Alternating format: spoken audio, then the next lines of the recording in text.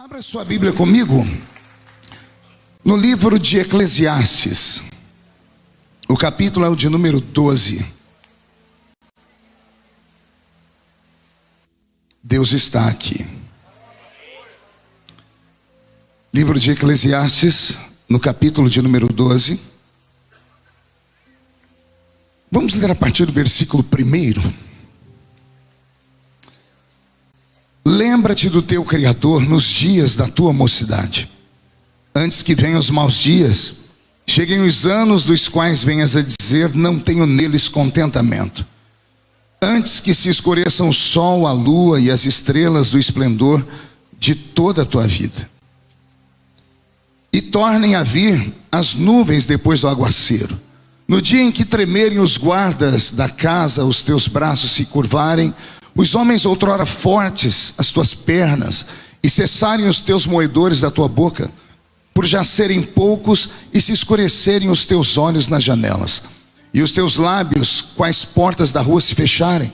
No dia em que não puderes falar em alta voz, e levantares a voz das aves, e todas as harmonias, filhas da música, te diminuírem, como também quando temeres o que é alto, e te espantares no caminho, e te embranqueceres como floresce a amendoeira, e o gafanhoto te for um peso, e te perecer o apetite, porque vais à casa eterna, e os pranteadores andem rodeando pela praça, antes que se rompa o fio de prata, e se despedace o copo de ouro, e se quebre o cântaro junto à fonte, e se desfaça a roda junto ao poço, e o pó volte à terra como era, e o espírito volte a Deus que o deu.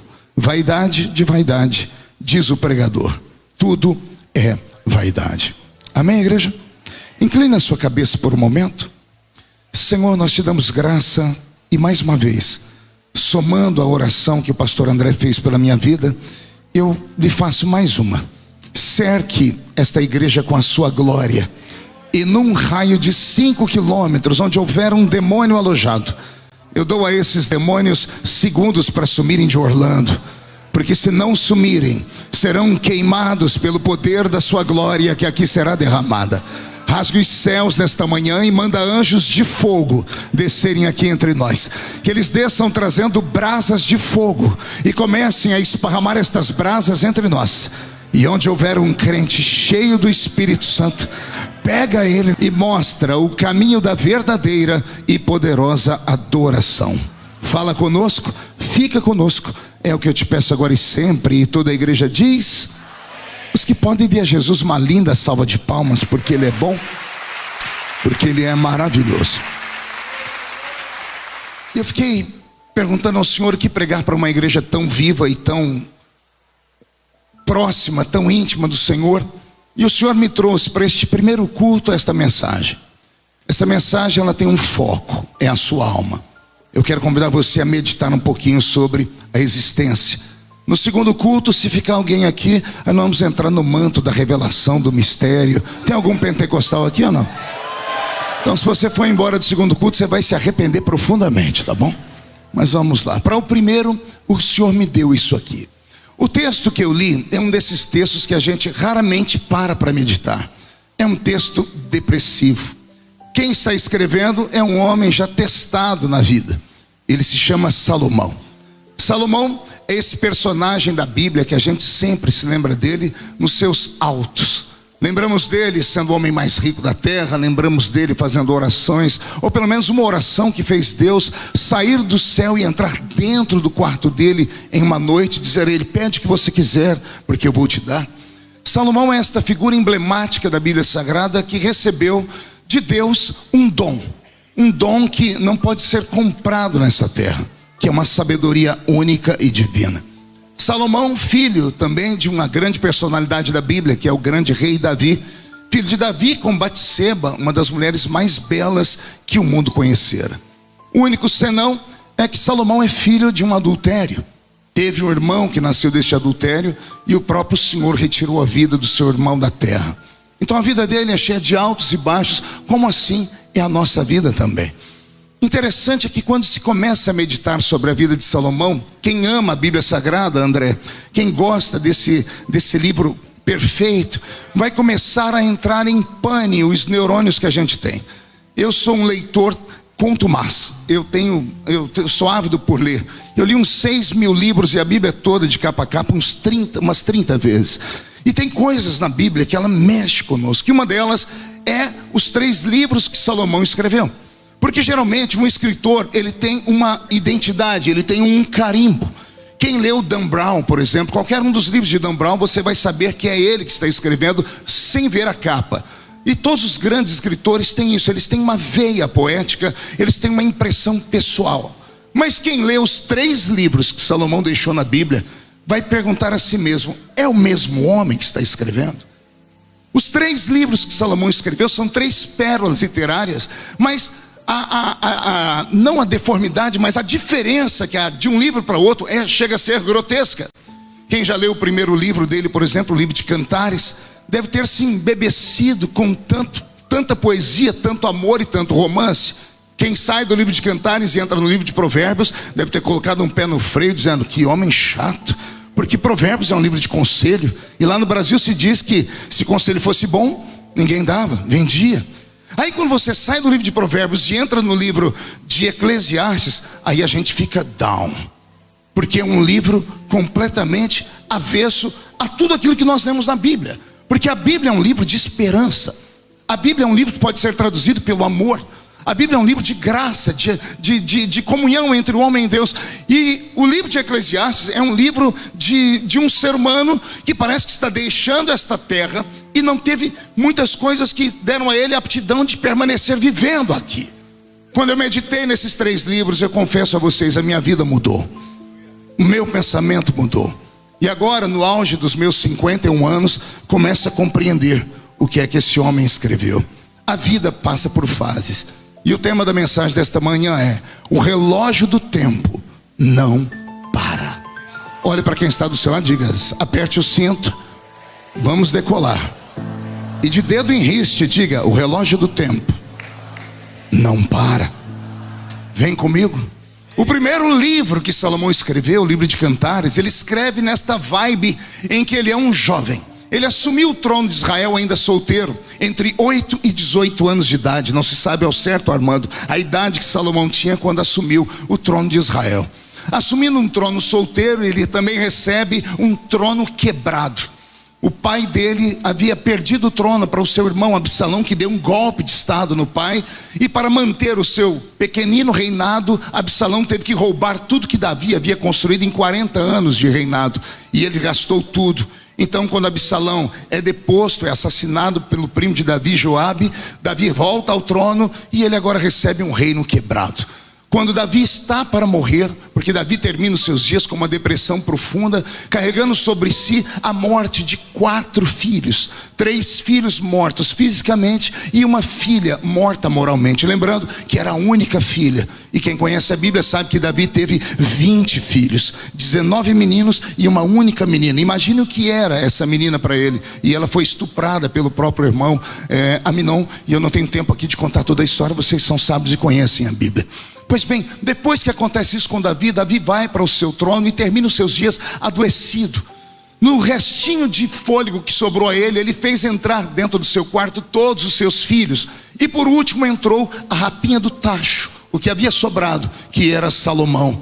E quando ele olha para os olhos de Salomão e para os olhos de Batseba, vem sobre Davi um peso em sua consciência. Lembrando de tudo que ele havia feito, como ele havia traído o Senhor, como ele havia matado o marido daquela mulher, enfim, uma história estranha na vida de um poderoso servo do Senhor.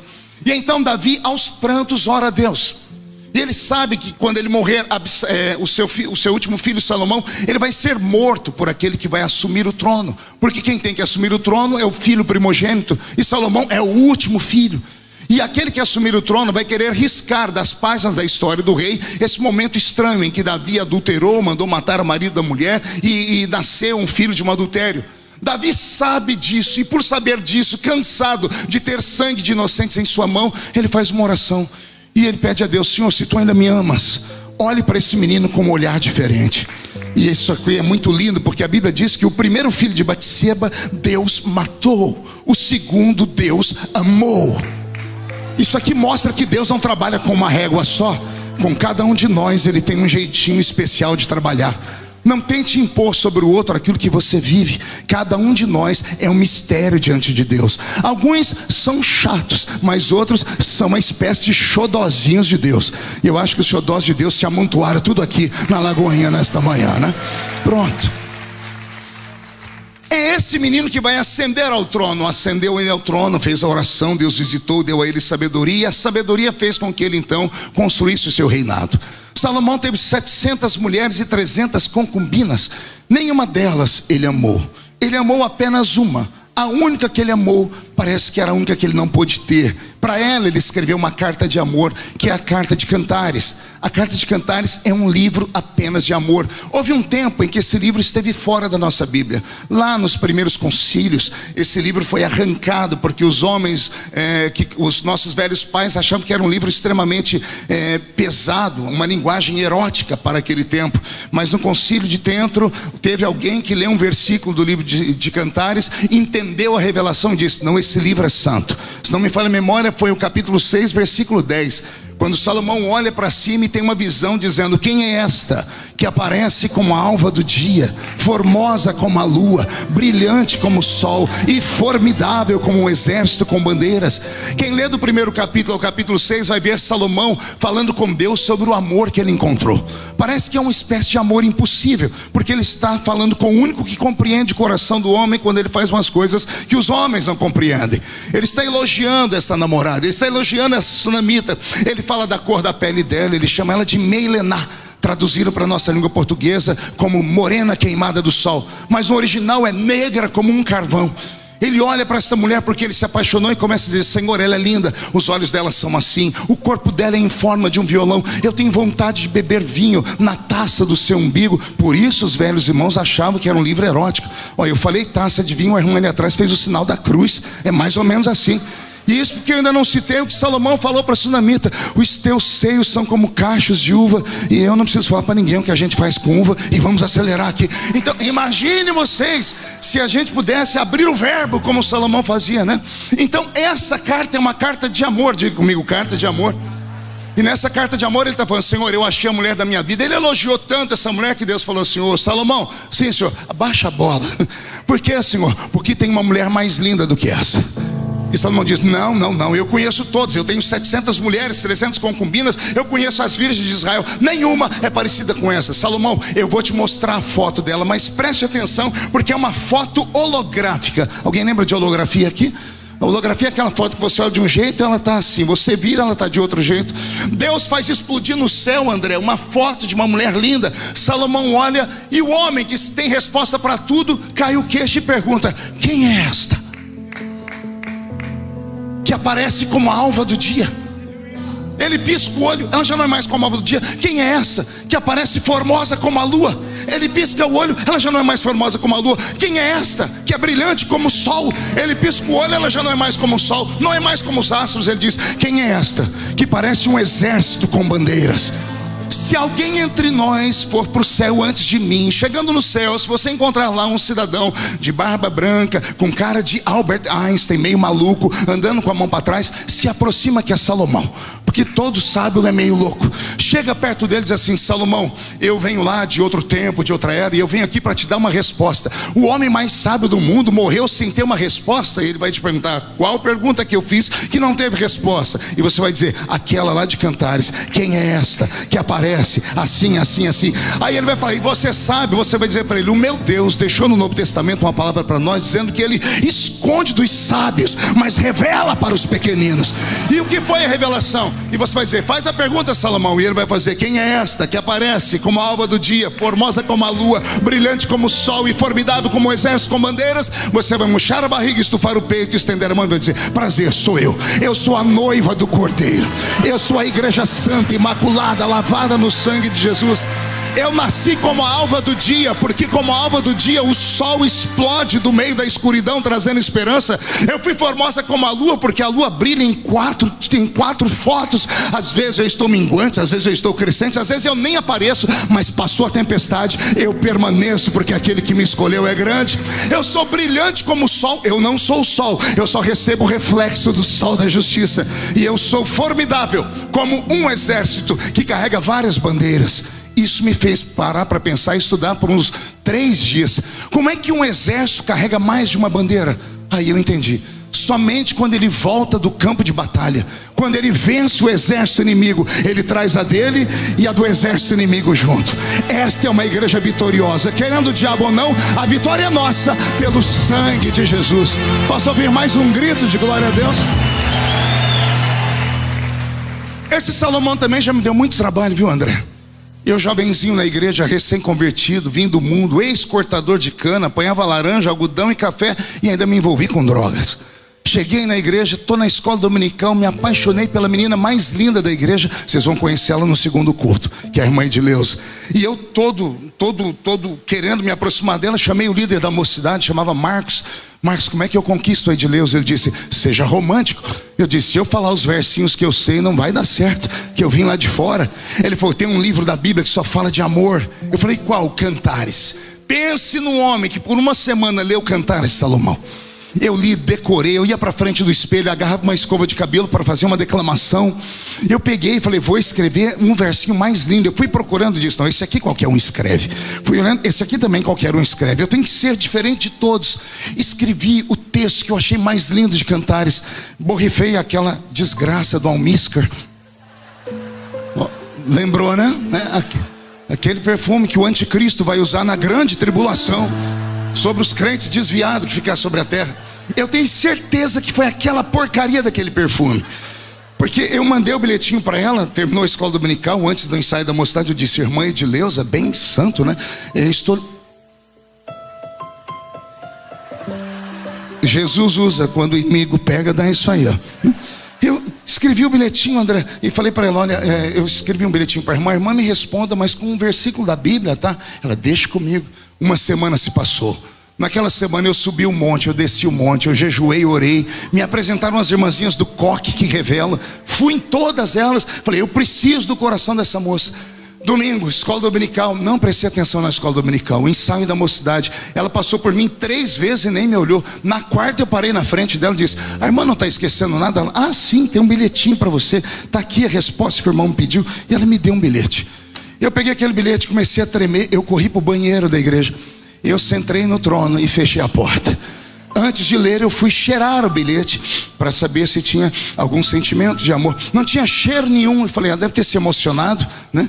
Mas quando eu abri o bilhete, estava, conforme o irmão pediu, vai uma resposta na Bíblia para o irmão. E eu fechei os olhos e disse, vou ler agora.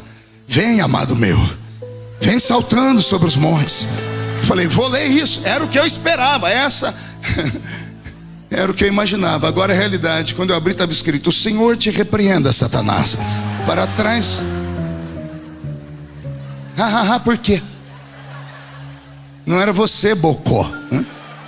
Até hoje eu tenho até a teoria de que mulher não entende homem apaixonado.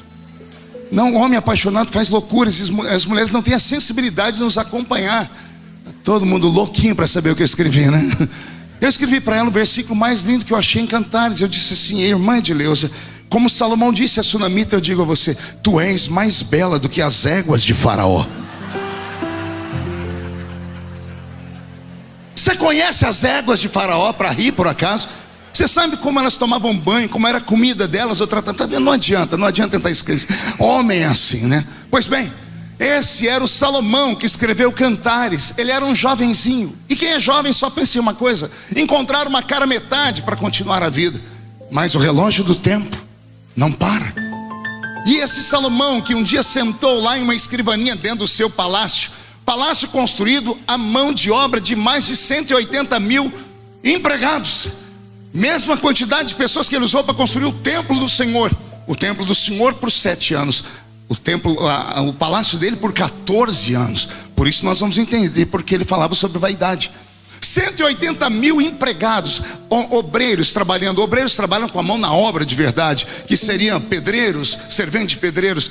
O palácio dele está erguido. Foi lá dentro do seu quarto, tem uma escrivaninha feita de madeira pintada a ouro, com nanquim, papiro e pena, que ele escreveu esta carta, com letras garrafais. Ele trocava cartas com essa moça. Ele enviava cartas para ela e recebia cartas para ela, porque ele está nesta fase da vida em que o homem precisa encontrar alguém. De repente, Salomão entra, imagino eu, dentro do banheiro para tomar um banho, e quando ele olha para o espelho, ele observa que ele não é mais aquele garotão, aquele moço que tinha as suas habilidades, as suas belezas, as suas inteligências para conquistar a mulher que fosse. E ele começa a perceber os seus primeiros cabelos brancos, a sua barba ficando meio esbranquiçada. Ele não era feio, o pai dele era louro, a mãe dele era linda, ele devia ser meio ruivo. Só Deus sabe como era esse rapaz, mas era bonito. Ele percebe que agora ele já não é mais aquele jovenzinho. Ele agora está naquela fase que Freud, aquele psicanalista austríaco, chamaria de idade do lobo, em que o homem está agora naquela fase que ele não é velho e também não é jovem. Ele fica elegante. Tem uma palavra que as mulheres usam muito quando o homem está ficando grisalho: charmoso. Ele é charmoso. E o homem que passa dos 40, entre 40 e 50 anos, ele começa a pensar muito na existência. Ele já não pensa mais nas azarações, nas grandes festas. Ele começa agora a ficar mais centrado. Até os 50 ou até os 40 e poucos, a pessoa quer ficar fora de casa. Dos 40 para frente, a gente não quer sair de dentro de casa. Fica trancado assistindo TV, comendo pipoca. Parece que para nós é melhor do que lá fora. E ele está nessa fase, e é nesta fase que ele esquece a paixão, o amor, e ele escreve o livro de Provérbios. Tem um Provérbios que ele escreveu, só que em vez de estar no livro de Provérbios, está aqui no livro de Cantares, ou melhor, no livro de Eclesiastes, que ele diz assim, ó: melhor é o homem ir a um velório do que ir a uma festa. Fale isso para o seu filho hoje na hora do almoço. Ó, tem um programão para você. Qual? Um velório. Põe a sua melhor roupa, vai para aquele velório. Quem é que fala isso para alguém? Somente um velho, ou um homem que está percebendo que a vida não é eterna aqui nesse mundo. Ele começa a perceber que a vida passa, e ao passar a vida, ele começa a escrever conselhos para aqueles que não tiveram a idade dele. E é aí que ele diz: ensina a criança no caminho que deve andar, até quando ela crescer não se desviará dele. Uma sequência de ensinamentos em livro de Provérbios que não dá tempo também para citar. Leia Provérbios, medite em Provérbios, deguste. E se você não gostar de alguma coisa, coma assim mesmo, porque vem tudo do Senhor. É esse homem experiente da vida que escreve o livro de Provérbios. Ele é um homem de meia idade. Na meia idade, ele chegou lá naquilo que a gente chama de curva da boa esperança. Alguém lembra disso? Não? Alguém já ouviu algum velhinho falar assim: ó, já dobrei a curva do cabo da boa esperança? Ou seja, você chegou nos 50, dos 50 para frente, querido irmão, é declínio. Na expectativa de vida que nós temos hoje, o ser humano não passa de 100 anos. Talvez com a medicina avançada vamos chegar a 100, 110, 120, talvez, mas a Bíblia diz que 70, 80, o que passara disso, enfado e canseira.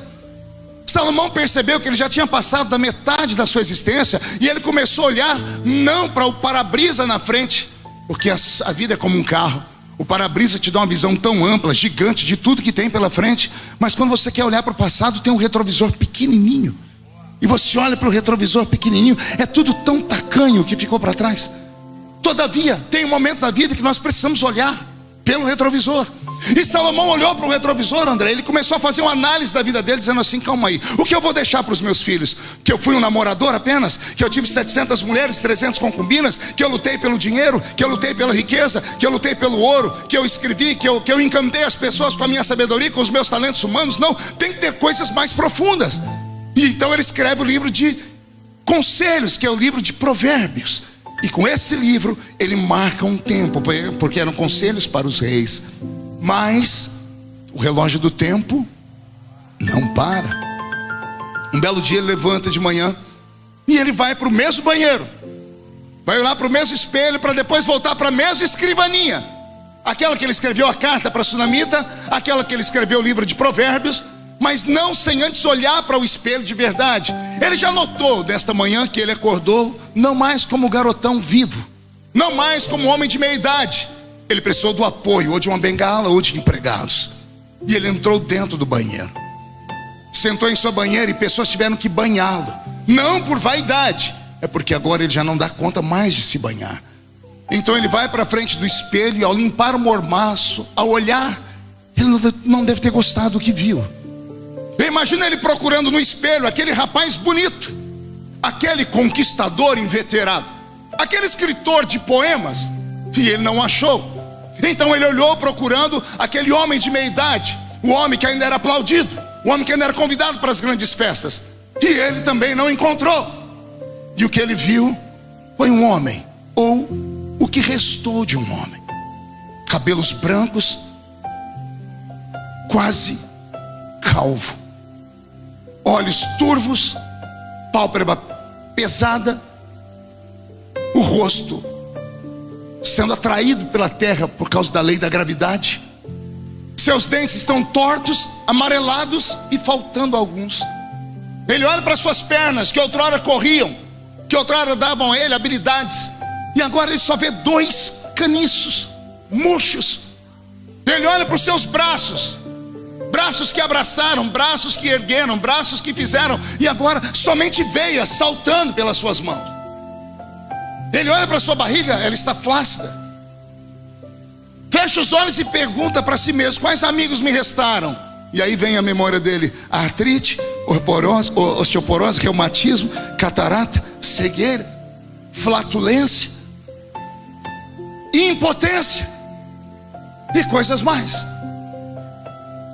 Ele sai do banheiro e senta na mesma escrivaninha. Ele pega a mesma pena, ele pega papiro e pega nanquim, e ele vai escrever agora o livro mais difícil de ser lido e entendido, que é o livro do pregador, que é um livro de Eclesiastes.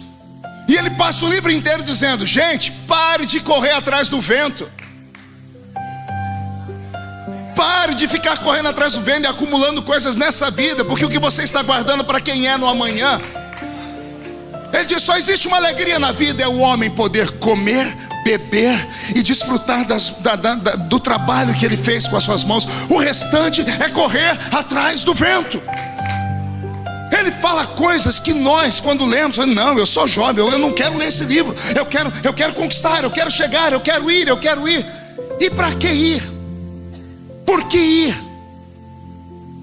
Fico meditando no que Salomão está dizendo, e eu só pude entendê-lo não quando eu era jovem, não quando eu ainda era um garotão, mas agora, depois dos 50, onde eu me encontro como avô e a minha barba está branca, eu comecei a perceber que a vida só é eterna para o nosso espírito, e para o nosso espírito tudo é um mistério, que a única vida que conhecemos é esta aqui.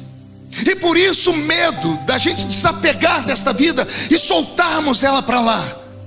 Salomão começou a falar coisas que me dão náuseas. Ele começa a dizer: há um tempo para tudo na vida. Há um tempo de plantar, há um tempo de colher o que se plantou, há um tempo de você correr, mas há um tempo de parar. Aí ele fala assim: há um tempo de nascer, mas há um tempo de morrer. Com Salomão eu aprendo que maldito é o homem ou a mulher que se estriba em cima da sua beleza, que se estriba em cima da sua riqueza, que se estriba em cima da sua sabedoria. Nos meus 50 anos de idade eu vi pessoas pobres ficarem ricas, e eu vi ricos ficarem pobres. Eu vi pessoas feias ficarem bonitas, porque eu descobri que não tem gente feia, tem gente sem dinheiro. Com dinheiro qualquer um fica bonito. Se tiver dinheiro é só procurar o Dr. Igor lá de BH, que agora está em São Paulo. Ele faz umas, de vez em quando ele acerta. O Igor acertou umas 4, ele errou na Gretchen, mas nas outras ele acertou. Mas faz parte, é o que ele fez. Pois bem, quem tem dinheiro pode ficar bonito, mas eu vi gente bela terminar a vida sem poder sair de casa. Eu vi há pouco tempo atrás agora um vídeo de uma modelo australiana brincando com o seu pitbull, xodozinho criado em casa, até que deu alguma coisa na cabeça do pitbull e ele arrancou o rosto dela com a mordida. E não há cirurgia plástica que resolva. Um homem que se estriba em cima da sua inteligência esqueceu que tem um Alzheimer pela frente à espera de qualquer um de nós. Aquele que se estriba somente nessa vida e vive somente para esta vida é miserável. Lá no Novo Testamento alguém já disse: o homem que espera em Cristo somente nesta vida é o mais miserável de todos. Se você veio aqui só por causa de cura, por causa de dinheiro, pode vir, pode buscar a cura, porque o nome dele é Jeová Rafá. Pode buscar dinheiro, porque ele também é o dono do ouro e é o dono da prata. Mas não seja essa a prioridade. Você deve lembrar que existe algo dentro de você que é eterno, que é mais forte, mais poderoso do que tudo. Existe algo que o dinheiro não pode ajudar, que é o seu espírito. Se eu perguntasse aqui como vai você ia olhar para o irmão do seu lado e dizer: meu irmão está bem, olha como ele está bonito. Dá uma olhadinha para quem está do seu lado. Repare ele, da ponta dos pés ao alto da cabeça. Olha que coisa fofa, em forma de um botijão de gás, de uma tábua de passar roupa, de um corpinho assim ou assado. Viu que corpinho lindo? Tudo isso aí você é capaz de recitar para o seu irmão de cor o que ele está comendo. O homem moderno conhece todo tipo de dieta. Olha para a pele e diz: vitamina D em alta. Olha para o cabelo: vitamina E em alta. As pessoas sabem, porque o homem é o que o homem come, mas só conseguimos olhar por fora. Agora me diga como você está por dentro. Como assim, pastor? Porque eu estou pregando aqui já tem 30 minutos e eu estou vendo um monte de gente que falou para mim que é pentecostal e até agora não abriu a boca nem para dar um glória a Deus. Estou vendo um monte de gente me olhando com uma cara feia, parecendo que foi batizado num pote de vinagre. E outros estão com o olho seco, parecendo olho de sapo que morreu no dia de enchente. E alguns que se dizem pentecostais estão me olhando com essa boca travada, essa boca de aço, essa língua de ferro e esse queixo de concreto.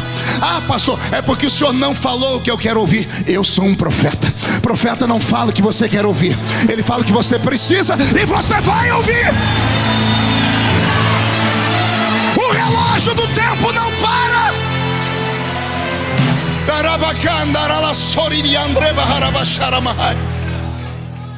Salomão vai deixar um recado para todos nós. Pergunte qual. Ele vai dizer aqui: gente, eu tive de tudo, sou o único homem que posso dizer o que os meus olhos desejaram, eles tiveram. Ninguém teve tanto ouro quanto eu. 666 ciclos de ouro eram entregados a Salomão todo ano. Meu Deus, isso dá 12 bilhões de reais por ano. Somente uma pessoa entregava para ele isso, em ouro maciço, fora o que os reis do mundo traziam. Ele poderia falar para nós como ganhar dinheiro, ele poderia falar para nós muitas coisas, mas ele diz assim: não, eu vou falar para vocês qual é a maior riqueza do homem. Quem está me lendo ou me ouvindo, lembra-te do teu Criador. Nos dias da tua mocidade, traduza-se por mocidade saúde. Traduza-se por mocidade sua mente aberta, sua inteligência. Traduza-se por mocidade a família unida. Porque o relógio do tempo não para. 4 meses atrás, fui visitar minha velha mãe. Cheguei, fui dar um abraço na velhinha. Tive que ajudar ela a levantar do sofá. Ela tem 70 anos. E não é pela idade. O cigarro roubou dela uns 20 anos. Minha mãe fumou 55 anos, 4 maços de cigarro por dia. Não tem pulmão que resista. Ela vive de oxigênio 24 horas por dia. Mas quando ela foi me dar um abraço, eu ajudei ela a ficar em pé. E quando eu agarrei ela pela cintura, Armando, eu senti uma saliência. E eu brinquei com ela. Falei: ai, dona Lúcia, o que é isso aqui? Ela disse: ô, meu filho, eu estou usando fralda. Quando a minha mãe me falou que estava usando fralda, o meu mundo desabou. Como palavras têm poder de mexer com a gente. Eu desconversei, brinquei com ela e saí dali. Dobrei a esquina, parei com minha caminhonete. Eu chorei porque veio a minha memória, não aquela mulher ali, veio aquela que me colocava no braço e caminhava comigo 4 quilômetros para me levar na creche. Uma mulher que não sabe ler nem escrever, cuja vida só sofreu, só sofrimento. E agora no fim da vida ainda tem que usar fralda. Eu lembrei daquela mulher possuída, forte. Quem me acompanha há muitos anos, que eu prego há mais de 30 anos, nas fitinhas cassete eu falava: ore por mim, eu estou pregando aqui, mas a minha mãe está lá no forró. Quantas vezes eu falei: mãe, vamos para a igreja? Ela: não, meu filho, isso aí é só para você que é doido. Há 4 anos atrás ela aceitou Jesus e eu batizei ela nas águas. Orei por ela 35 anos. Não desista da sua família, não. 35 anos. E agora ela fala para mim: meu filho, eu queria tanto ir na igreja, mas ela dá 5 passos e a saturação do oxigênio no sangue dela vai para 44. O médico disse: com 50, 60 a gente entubava na pandemia. Sua mãe está viva por um milagre.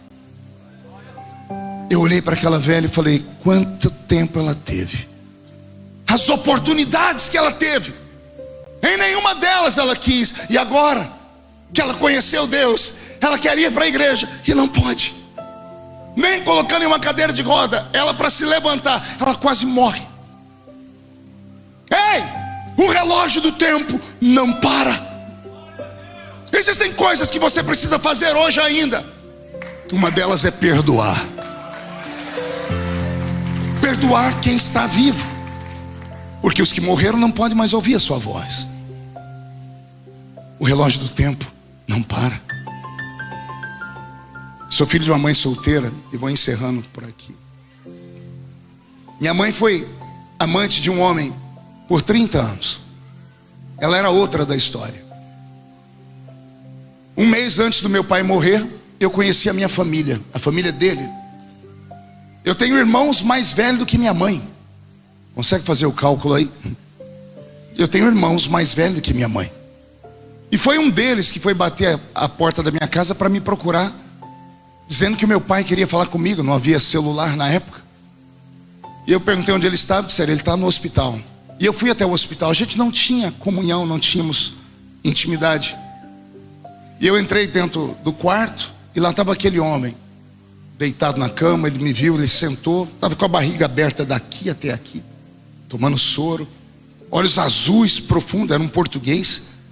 E ele falou para mim: eu te chamei aqui porque eu não consigo mais cuidar da sua mãe, porque agora eu estou impossibilitado de trabalhar. Ele pagava o aluguel da minha mãe ainda.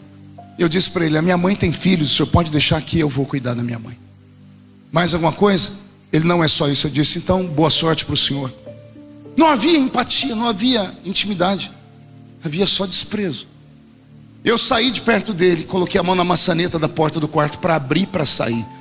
Aquele velho falou uma palavra, como eu amaldiçoei ele. Ele não podia ter me falado aquilo. Eu nunca tinha ouvido ele falar aquilo. Ele teve tanta chance na vida para me falar, mas deixou para me falar ali. Eu botei a mão na maçaneta da porta e ele falou: filho. Ele nunca tinha me chamado de filho. Filho. Na segunda vez eu travei. Lembra que eu disse que palavras têm poder? Eu não sabia que palavras paralisavam pessoas. Quando ele me chamou de filho pela segunda vez, eu travei, eu não sabia o que fazer, eu comecei a chorar. Eu olhei para trás, ele também estava chorando. E ele me chamou para perto dele. Eu fui chegando devagarinho, devagarzinho.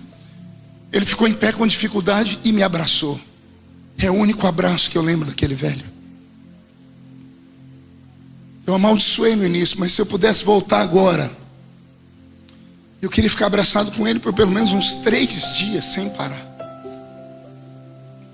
Eu não sabia que abraço de pai era tão importante. Eu não sabia que abraço de um genitor fizesse tanta diferença na vida da gente. Eu abracei ele e se tivesse terminado no abraço, amém, mas não, ele veio no meu ouvido e disse: eu te acompanho de longe. Eu tenho visto o que você tem se transformado. Você vai ser um grande homem ainda.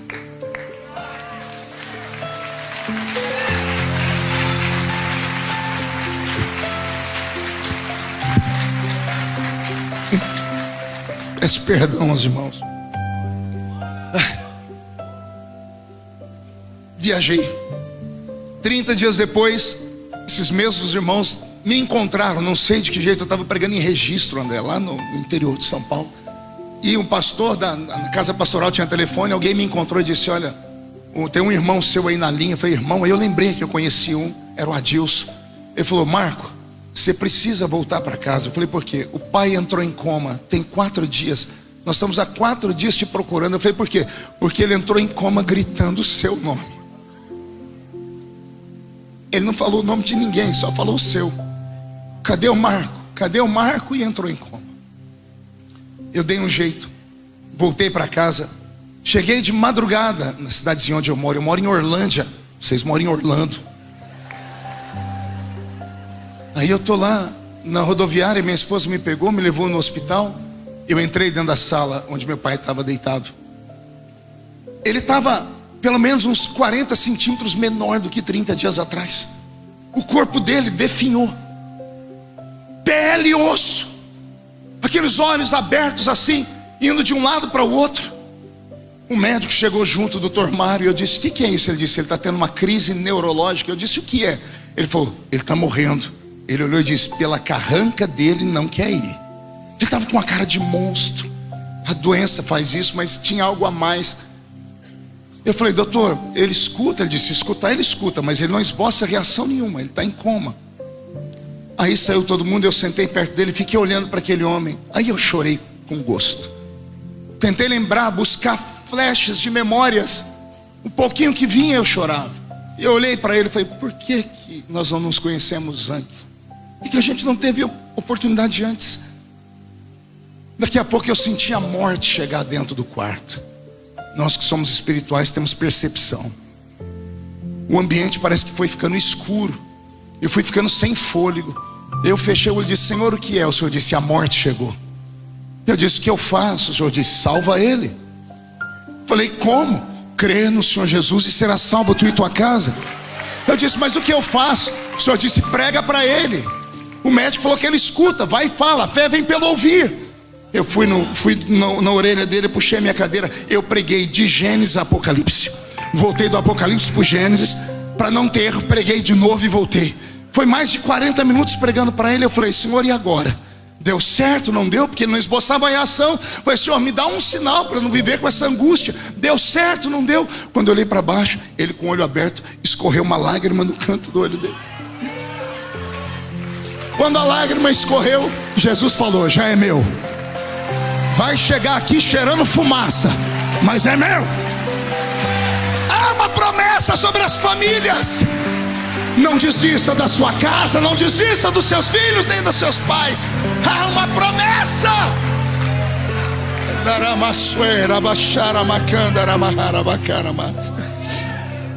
Eu saí dali para respirar um pouquinho. Meu irmão entrou. Quando meu irmão entrou, ele voltou gritando: o que você fez com o pai? Eu falei: por quê? Porque ele morreu. Eu disse: não, eu não matei ele. Não é isso. Olha lá, olha o rosto dele. A família toda foi ver: o meu pai morreu com um sorriso. Para quem estava com uma cara de monstro. Nós somos caminhantes de dois mundos. Nós ministramos nessa esfera e em uma outra esfera muito maior. O Senhor te trouxe neste primeiro culto desta manhã para te dizer: o relógio do tempo não para.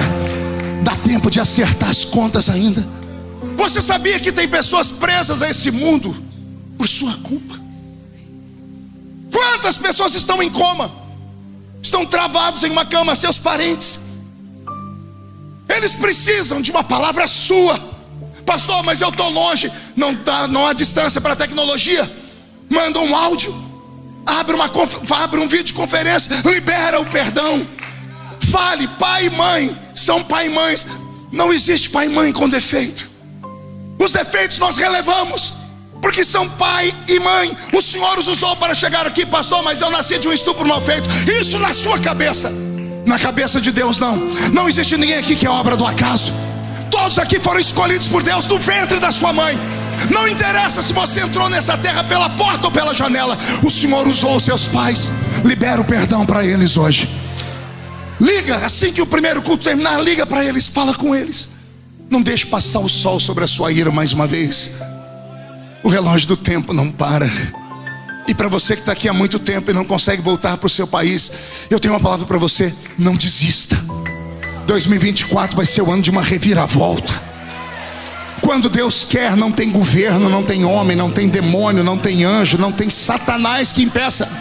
Se for a vontade do Senhor, Ele vai fazer alguma coisa. Ele vai mudar ciclos, Ele vai mudar estações. Mas algo extraordinário vai acontecer na sua vida esse ano ainda. Só quem crê, diga: eu creio, pastor. Feche seus olhos. Incline a sua cabeça. Feche seus olhos. André, eu tenho 20 segundos. Eu posso roubar 5 minutos? Eu preciso fazer algo aqui. Feche os olhos. Eu queria orar com você. Que foi tocado por essa palavra. Eu preciso orar com você. Jesus não ia dar essa palavra à toa. Eu sou pregador de fogo, de Pentecoste. Até botaram um hino de Pentecoste antes de mim. Acho que era para preparar o ambiente. O fogo vai ficar para o segundo culto, mas nesse eu preciso orar por você. Eu quero orar com quem não está aguentando mais aqui nesse país. Eu quero orar para quem já não aguenta mais a solidão, a tristeza, a distância da família. Eu quero orar por quem está envelhecendo e não conseguiu encontrar ainda o caminho. Eu quero orar por pessoas que estão aqui e precisam de algo extraordinário esse ano. Eu preciso orar com quem precisa perdoar. Eu preciso orar com quem não consegue perdoar. Com quem tem coragem de falar: pastor, me ajuda. Me ajuda porque eu quero, mas eu não consigo, porque é muita pancada. A vida só roubou pedaços de mim. Todas as pessoas que cruzaram a minha vida roubaram um pedaço da minha existência. Como está todo mundo de cabeça baixa, ninguém vai ver você. Você consegue vir aqui na frente para eu orar por você? Mas vem rápido. Isso. Vem chorando mesmo. Isso. O relógio do tempo não para, mas ainda não acabou.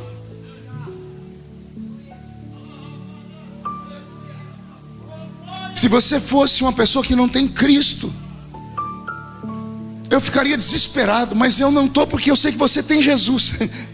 Se tiver mais alguém que quiser vir, tem gente que só precisa de um abraço. Senhor, oh Deus eterno, obrigado pela vida. A vida é um presente. Senhor, a vida é uma roda gigante. Tem dia que trava embaixo, tem dia que trava em cima, mas ela gira, ela não para. E eu sei que para muitos que estão aqui a vida travou embaixo, mas hoje o Senhor vai colocar óleo nas engrenagens e vai fazer a roda girar de novo. E os que estão em cima, Senhor, tem que ter a percepção de que mais cedo ou mais tarde a roda vai girar também. O que importa, Senhor, é saber que nós não estamos sozinhos, estamos contigo. A sua presença está entre nós. Cada um que está ajoelhado, os que estão em pé, os que não conseguiram sair do lugar por tamanha angústia, abraça eles, estende as suas mãos sobre cada um deles, enxuga essas lágrimas. E se tu estás entre nós, Pai, envia o seu Espírito para que ele renove todos. Os batizados com o Espírito Santo, me ajudem a orar em outras línguas. Isso, me ajude a orar em outras línguas para que o céu fique baixinho aqui.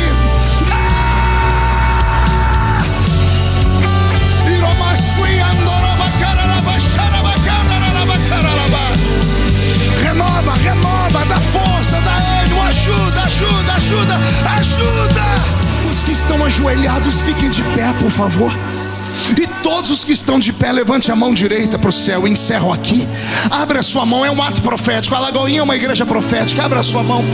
Diga comigo em alto e bom som, em nome de Jesus: todos os demônios que roubaram a minha paz, a minha alegria, a minha família, eu ordeno, venha para a palma da minha mão agora. Feche a sua mão, segure esses demônios. Eu vou contar até 3, nós vamos jogar no chão e vamos pisar em cima. Vai se cumprir Lucas 10:19. Eu vos dei poder para pisar sobre serpentes e sobre escorpiões. Quando você pisar, você abraça 2 pessoas e fale para elas: o relógio do tempo não para, ainda dá tempo. 1, você nunca mais será o mesmo. 1,5, sua família sentirá orgulho de você de novo. 2, quem viver verá para ver o que Deus fará na sua história. 2,5, a Batista da Lagoinha neste ano de 2024 vai crescer a 100 por 1. 2,75, Orlando será conhecido como a terra do avivamento.